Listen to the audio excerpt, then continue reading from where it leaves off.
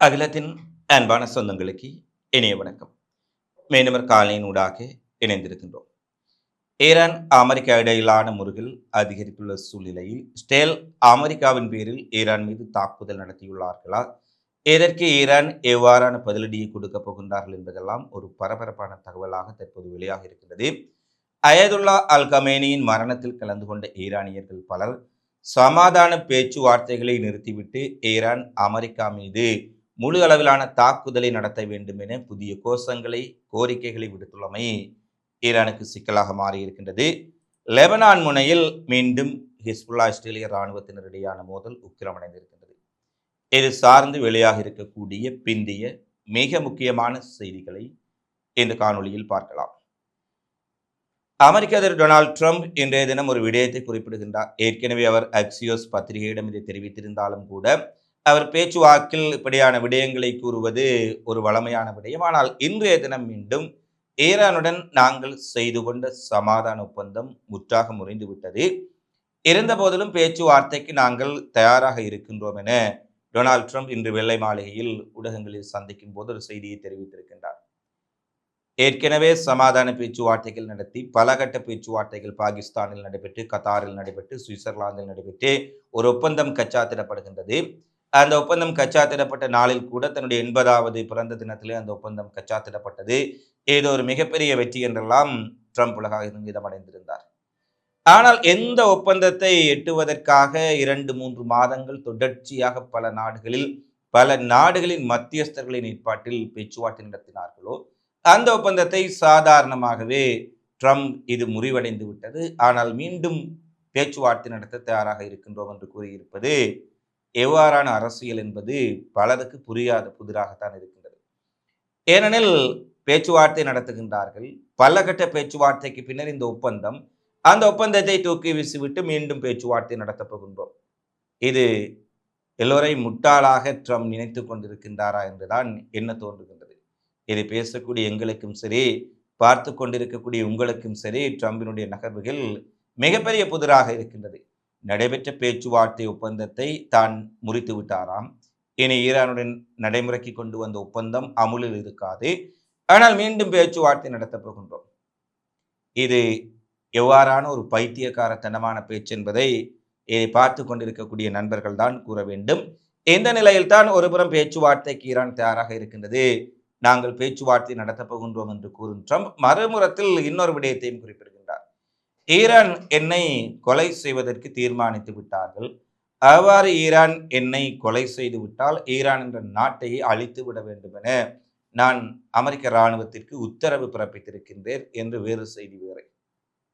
Iran கொலை செய்கின்றார்களோ இல்லையோ, Trump தினமும் ஈரான் என்னை கொல்லப் போகின்றார்கள், அதை செய்கின்றேன் இதை செய்கின்றேன் என்று கூறக்கூடிய பேச்சுக்கள் தற்போது வாடிக்கையாகிவிட்டன.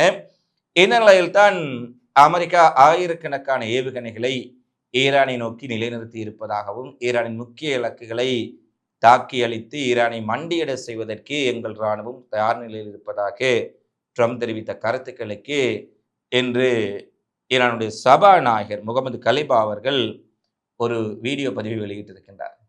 அதாவது இந்த ஈரான் அமெரிக்க யுத்தம் ஆரம்பிப்பதற்கு முன்பாக எத்தனை இராணுவ தளங்கள் மத்திய கிழக்கில் இருந்தன, அதில் எத்தனை தளங்கள் தாக்குதலுக்குள்ளாக இருக்கின்றன, எவ்வளவு சேதம் அமெரிக்காவுக்கு ஏற்பட்டிருக்கின்றது, அமெரிக்க இராணுவ தளங்களின் முந்தைய சேட்டலைட் செய்மதி புகைப்படங்கள் எவ்வாறு இருந்தன, ஈரானிய தாக்குதலுக்கு பின்னர் எவ்வாறு இருந்தன, ஈரானுடன் அமெரிக்கா எவ்வாறு பேச்சுவார்த்தையை கூறி ஒப்பந்தம் செய்து கொண்டார்கள் என்பதை விடுத்து ட்ரம்ப் இந்த போரில் சொல்வதாக இருந்தால் 1,150வது தடவைகள் வென்றிருக்க வேண்டும். அவ்வளவு தடவைகள் ஈரானை வெற்றி பெற்றதாக குறிப்பிட்டு விட்டார். அவ்வாறு அனைத்தையும் அவர் வெற்றி பெற்றால் எதற்காக ஈரானுடன் பேச வேண்டும், எதற்காக சுவிட்சர்லாந்தில் ஒப்பந்தம் செய்து கொள்ள வேண்டும், வெற்றி பெற்றவர்கள் வெற்றியை அறிவித்து விட்டு செல்லலாமே. ட்ரம்பினுடைய மிரட்டல்களுக்கு அஞ்சுபவர்கள் ஈரானியர்கள் கிடையாது. ஈரானியர்களை அச்சுறுத்தி அடிபணிய வைக்க நினைத்தால் அவர்களுக்கு புரியக்கூடிய மொழியில் நாங்கள் பேசுவோம். எங்களுடைய இராணுவம் ட்ரம்பை போல, அமெரிக்க இராணுவத்தை போல பேச்சுக்களில் போர் புரிவதில்லை, ட்விட்டர் பதிவுகளில் போர் புரிவதில்லை.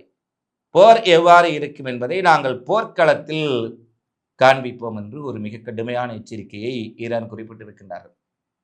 ஏனெனில் இந்த ஈரானியர்கள் தொடர்பில் ஏற்கனவே தொடர்ச்சியாக காணொளிகளை பார்க்கக்கூடிய நண்பர்களுக்கு தெரியும். எந்த ஒரு நாட்டிலாலோ இராணுவத்தினராலோ அவர்களை மிரட்டி பணிய வைக்க முடியாது.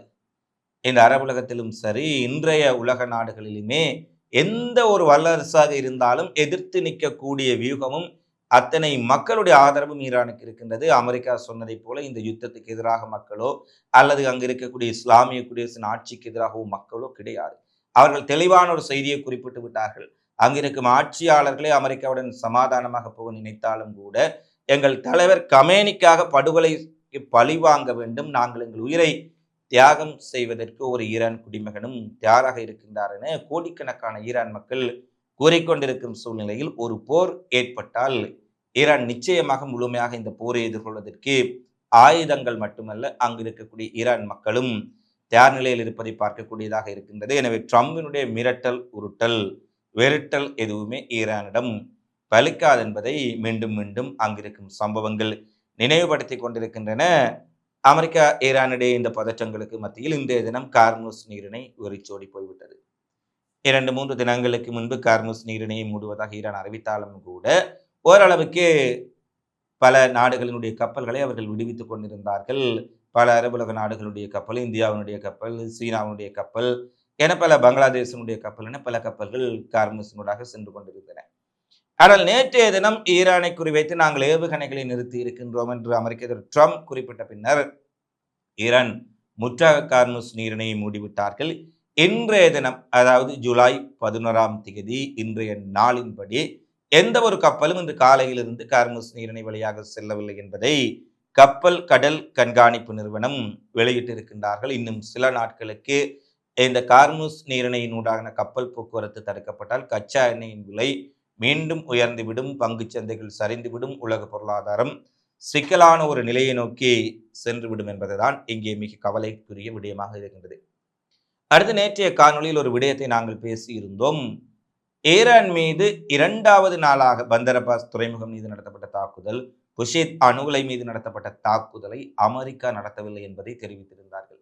அப்படியானால் அமெரிக்க ஈரான் முறுகலை பயன்படுத்தி இந்த இடைவெளிக்குள் இஸ்ரேல் புகுந்து கொண்டு இஸ்ரேல் தான் மிகப்பெரிய விமான தாக்குதலை ஈரானுடைய IRGC இராணுவ முகாம்கள் மீதும் ஏவுகணை தளங்கள் மீதும் குறிப்பாக புஷேத் அணு மின் உலைகள் மீது நடத்தி இருக்கின்றார்கள் என்ற விடயம் தற்பொழுது மெல்ல மெல்ல கசிந்திருக்கின்றது. ஈரானும் அதை உறுதிப்படுத்தி இருக்கும் சூழ்நிலையில் எங்களுடைய உட்கட்டுமானங்களை இலக்கு வைத்து இஸ்ரேல் தாக்குதலை நடத்தினால், இஸ்ரேல் தான் இந்த தாக்குதல்களை நடத்துகின்றார்கள் என்பதை நாங்கள் உறுதிப்படுத்திவிட்டால் இஸ்ரேலை சுடுகாடாக்கும் வகையில் இதுவரை இல்லாத தாக்குதலை நாங்கள் நடத்துவோம், இதுவரை பயன்படுத்தாத சக்தி வாய்ந்த ஏவுகணைகளையும் இஸ்ரேலை நோக்கி பயன்படுத்த இருக்கின்றோம் என்பதை ஈரான் வெளிப்படையாக குறிப்பிட்டு விட்டார்கள்.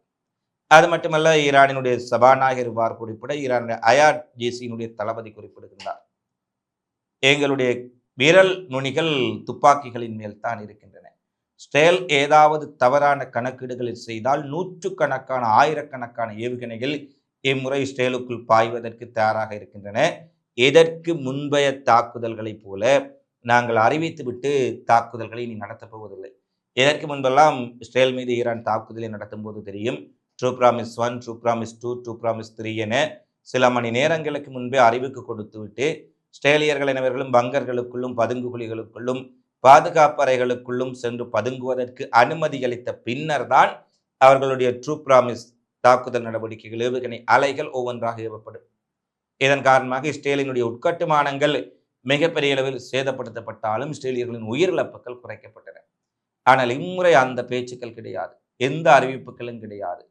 எங்கள் மீது இஸ்ரேல் தாக்குதல் நடத்திய மறு நொடியிலேயே எங்கள் ஏவுகணைகள் இஸ்ரேலை நோக்கி ஏவப்படும். ட்ரோன் படை, ஏவுகணை படைகள் முழுமையாக தயார் நிலையில் இருக்கின்றன, இஸ்ரேலை சாம்பலாக மாற்றி விடுவோம் என்ற ஒரு மிக கடுமையான எச்சரிக்கையை ஈரான் விடுத்திருக்கின்றார்கள். ஒருபுறம் ட்ரம்பினுடைய எச்சரிக்கை, மறுபுறம் ஈரானுடைய எச்சரிக்கை, நடுவில் புகுந்து கொண்டு இஸ்ரேல் அமெரிக்காவின் பேரில் ஈரானுக்குள் நடத்தும் தாக்குதல்கள் எங்கே ஒரு முழு அளவிலான போரை மீண்டும் கொண்டு வந்து மத்திய கிழக்கு மட்டுமல்ல ஒட்டுமொத்த உலகத்தையும் ஸ்தம்பிக்க செய்து விடுமோ என்ற அச்சம் உலக நாடுகள் மத்தியில் எழுந்திருக்கும் சூழ்நிலையில் உலக நாடுகளுக்கெல்லாம் ஒரு ஆபத்தாண்டவராக வந்திருக்கக்கூடிய கத்தார் நாட்டினுடைய பிரதிநிதிகள் அவசரமாக ஈரானுக்கு நேற்றைய தினம் சென்று நிலைமையை மேலும் பதற்றமடைய செய்ய வேண்டாம் என்று 6 மணி நேரம் பேச்சுவார்த்தை நடத்தி இருக்கின்றார்கள் அப்பாஸ் அரக்சியுடன், அங்கு இருக்கக்கூடிய ஜனாதிபதி பிஷாஷ்கியானுடன், அங்கு இருக்கக்கூடிய வெளியுறவுத்துறை செயலாளர்களுடன், மந்திரிகளுடன், பாதுகாப்புத்துறையினருடன் மிகப்பெரிய பேச்சுவார்த்தை. எப்படியும் நாங்கள் இந்த போரை அமெரிக்க இஸ்ரேல் தாக்குதல்களை நிறுத்துவதற்கு வழியை ஏற்படுத்துவோம். தயவு செய்து நீங்கள் போரை அதிகரிப்பதற்கு இந்த ஒரு நடவடிக்கைகளையும் எடுத்துவிட வேண்டாம். ஈரானை சற்று பொறுமையாக இருக்கும்படி தாம் கேட்டுக்கொண்டிருப்பதாக கத்தார் நேரடியாக தெரிவித்திருக்கின்றார்கள். அதிலும் ஈரானின் புஷேர் விமான நிலையம் மற்றும் அணுமின் நிலையம் பகுதிகளில் ஏற்பட்ட சேதங்களையும் கத்தார் பிரதிநிதிகள் நேரடியாக சென்று பார்வையிட்டிருக்கின்றார்கள். எனவே கத்தார் எப்படியாவது இந்த யுத்தத்தை நிறுத்த வேண்டும் என கத்தாரும் பாகிஸ்தானும் ஒருபுறம் முயன்று கொண்டிருக்க, எப்படியாவது இந்த யுத்தத்தை பெரிதாக்க வேண்டும் என இஸ்ரேல் மறுமுறையில் முயன்று கொண்டிருக்க, என்ன நடக்கப் போகின்றது அடுத்தது என்பதுதான் உலக மக்களுடைய கவலையாக இருக்கிறது. ஏனெனில் எங்கோ நடைபெறக்கூடிய யுத்தம் உலகின் கடைக்கோடியில் இருக்கக்கூடிய ஒரு மனிதனுக்கு உணவு கிடைப்பது வரை பாதிக்க செய்ய போகின்றது என்பதுதான் கவலையான விடயம். ஏனெனில் கச்சா எண்ணெய் விலை உயர்ந்தால் அனைத்து கப்பல் போக்குவரத்துகளும் பாதிக்கப்பட்டுவிடும். அந்த கச்சா எண்ணெயின் விலை உயர்வு கச்சா எண்ணெயின் விலை உயர்வுடன் மட்டும் நின்று விடாது. உணவுப் பொருட்களின் விலை உயரும், கப்பல்களில் சென்று வரக்கூடிய ஏற்றுமதி இறக்குமதி செய்யக்கூடிய அத்தனை பொருட்களின் விலைகளையும் மக்கள் பல மடங்கு கொடுத்து வாங்க நேரிடும். வறுமை நிலையில் இருக்கும் மக்கள் இதை தாங்க மாட்டார்கள். உலக பொருளாதாரம் மீண்டும் ஸ்தம்பித்துவிடும். வளர்ச்சியடைந்த நாடுகளிடையே வளர்ச்சி அடைந்து வரும் நாடுகளின் நிலை மிக மோசமானதாக மாறிவிடும். என்ன நடக்கப் போகின்றது? ட்ரம்ப் போன்ற ஒரு முட்டாள்தனமான அதிபரை அமெரிக்கர்கள் தேர்வு செய்திருக்கின்றார்கள். நிமிடத்துக்கு நிமிடம் நொடிக்கு நொடி மாறக்கூடிய முடிவுகளை எடுக்கக்கூடிய இந்த பொறுப்பற்ற ஒருவனினுடைய கையிலே ஆட்சி அதிகாரம் சிக்கி இருக்கின்றது. அது என்னவெல்லாம் செய்ய போகின்றது என்பதை அடுத்து வரும் நாட்களில் பார்க்கக்கூடியதாக இருக்கின்றது. அடுத்து நேட்டோ உச்சி மாநாடு துருக்கியில் அங்காராவில் நடைபெற்றது. இதில் அமெரிக்க அதிபர் ட்ரம்ப், நேட்டோ நாடுகளின் தலைவர்கள் எல்லாம் கலந்து கொண்டார்கள். அப்போது ட்ரம்ப் ஸ்பெயின் மீது மிகப்பெரிய குற்றச்சாட்டுகளை மேற்கொண்டார்கள். ஈரான் தாக்குதலுக்கு அவர்கள் அனுமதி அளிக்கவில்லை, எங்களுடைய விமானங்கள் ஸ்பெயின் மேலாக பறப்பதற்கு கூட அவர்கள் அனுமதி மறுத்து விட்டார்கள், நீங்கள் நேட்டோவில் இருந்து அவர்களை விலக்க வேண்டும் என்றெல்லாம் ஒரு மிகப்பெரிய அறிவிப்பை கொடுத்திருந்தார். அதற்கு இன்று ஸ்பெயின் அதிபர் பெட்ரோ சான்சஸ் அவர்கள் பதில் கொடுத்திருக்கின்றார். 23 ஆண்டுகளுக்கு முன்பு பேரழிவு ஆயுதங்கள் இருப்பதாக கூறி அமெரிக்கா எங்களை ஈராக் போருக்குள் இழுத்து சென்றார்கள்.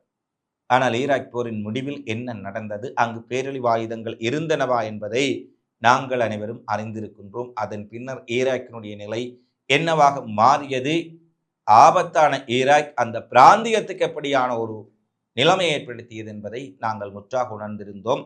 எனவே 2வது முறையும் ஏமாறுவதற்கு நாங்கள் தயாராக இல்லை. அமெரிக்க அதிபரின் இந்த பேச்சுக்கள், இந்த ஏமாற்று வேலைகளை அவரை வைத்துக் கொள்ளட்டும் என்ற பாணியில் இன்று ஊடகங்களுக்கு ஒரு காரசாரமான பேட்டியை கொடுத்திருக்கின்றார். ட்ரம்புக்கு ஒரு மிகப்பெரிய பதிலடி. அடுத்து சீனாவில் ஏற்பட்ட வெள்ளப்பெருக்கின் காரணமாக பாம்புகளை, நச்சு பாம்புகள், பல்வேறுபட்ட வன உயிரினங்கள், வன ஜீவராசிகளை வைத்திருக்கக்கூடிய ஒரு மிகப்பெரிய பண்ணைக்குள் வெள்ள நீர் புகுந்து விட்டதால் அங்கிருந்த நூற்றுக்கணக்கான விஷ பாம்புகள், உலகிலே அதிக விஷம் கொண்ட பாம்புகள் எல்லாம் நீரில் அடித்து செல்லப்பட்டு தப்பித்து விட்டன. இதனால் அந்த சுற்று வட்டாரங்களில் மிகப்பெரிய அச்சம். ஏனெனில் மிக மிக விஷம் வாய்ந்த கொடிய பாம்புகள் அடைக்கப்பட்டிருந்த இந்த பண்ணை உடைக்கப்பட்டு நீரில் அடைத்து செல்லப்படுகின்ற ஒருவன காட்சிகள் வழியாக இருக்கின்றன. மிக விஷம் வாய்ந்த ராஜ நாக பாம்புகள் உட்பட பல பாம்புகள் வெளியேறி இருக்கின்றமையால் அந்த விடயம் மிகப்பெரிய பரபரப்பாக சீனாவில் மாறியிருக்கின்றது.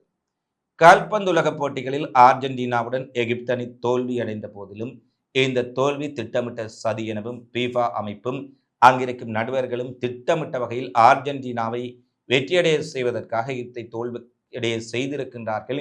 பல தவறான முடிவுகளை அவர்கள் வெளியிட்டிருக்கிறார்கள் என்ற விமர்சனம் உலகம் முழுவதும் எழுந்திருக்கும் சூழ்நிலையில் எகிப்து வீரர்களுக்கு தாயகம் திரும்பிய பின்னர் மிகப்பெரிய வரவேற்பை அந்த நாட்டினுடைய மக்கள் கொடுத்திருக்கின்றார்கள். இதுவரை இல்லாத வரவேற்பு. விமான நிலையத்திலேயே ஆயிரக்கணக்கான மக்கள் திரண்டு மாலை மரியாதையுடன் அவர்களை வரவேற்று அனுப்பியிருக்கின்றார்கள் என்ற செய்தி வெளியாக இருக்கின்றது. இறுதியாக அமெரிக்காவின் புளோரிடா மற்றும் கியூபாவுக்கு அருகில் அமைந்திருக்கக்கூடிய பகாமாஸ் நாட்டின் செஸ்னா 402 என்ற விமானம் நடுவானில் சென்று கொண்டிருந்த போது திடீரென வெடித்து சிதறியதில் 12 பேர் உயிரிழந்திருக்கின்றார்கள். பகாமாஸ் நாட்டின் 53வது சுதந்திர தின கொண்டாட்டங்கள் நடந்து வரும் சூழ்நிலையில் இந்த துயரமான சம்பவம் நடைபெற்றிருப்பதாக அந்த நாட்டினுடைய அரசு அறிவித்திருக்கின்றது. இவைதான் தற்போது வெளியான மிக முக்கியமான செய்திகளாக, நிகழ்வுகளாக உலகரங்கில் பதிவாக இருக்கின்றன. தொடர்ச்சியாக உலகெங்கும் நடைபெறும் செய்திகளை உடனுக்குடன் தெரிந்து கொள்ள அகிலம் சேனலை சப்ஸ்கிரைப் செய்து கொள்ளுங்கள். இந்த காலைப்பதி தொடர்பிலான உங்களது மதிப்பான கருத்துக்களை தவறாமல் கமெண்ட்ஸில் பதிவிடுங்கள். மீண்டும் இன்னும் ஒரு காணொளியில் சந்திப்போம். நன்றி, வணக்கம்.